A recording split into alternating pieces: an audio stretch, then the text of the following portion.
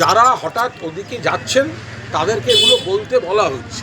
আমি তো আবার বলছি, আপনি কল লিস্ট চেক করুন না, মেসেজ চেক করুন না। ওনাদের সবে এক ছাত্র নেতা হয়েছে। গত পরশু দিন আপনাদের একটি কোনো ডিজিটাল মিডিয়ায় তিনি আমার দুটো লাইন প্রশংসা করেছিলেন। সেই কারণে 3টের সময় এক চাটন ফোন করে তাকে বলেছে কোনোভাবে করা যাবে না, এক্ষুনি কুণাল ঘোষকে অ্যাটাক করতে হবে। সে বেচারা আবার নতুন ভিডিও করতে হচ্ছে আমাকে অ্যাটাক করে। তো দেখতে পাচ্ছেন ওদের তো স্ক্রিপ্টেড করে দেওয়া হচ্ছে। এসব করে হবে না, এগুলো দুদিনের খবর। সময়ের পরীক্ষায় উত্তীর্ণ হতে হবে। কজন পরিবেশন মানুষের কাছে যে কোনো বিশ্বাসযোগ্যতা আছে?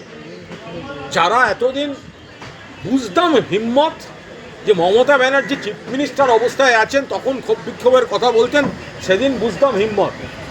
মমতা ব্যানার্জি আজকে মুখ্যমন্ত্রী নেই, দলটা সরকারে নেই, যারা তখন সমস্ত রকম ক্ষমতা প্রশাসনিক সমস্ত ব্যবহার করেছেন, আজকে তারা 4ই মের পর বড় বড় কথা বলছেন।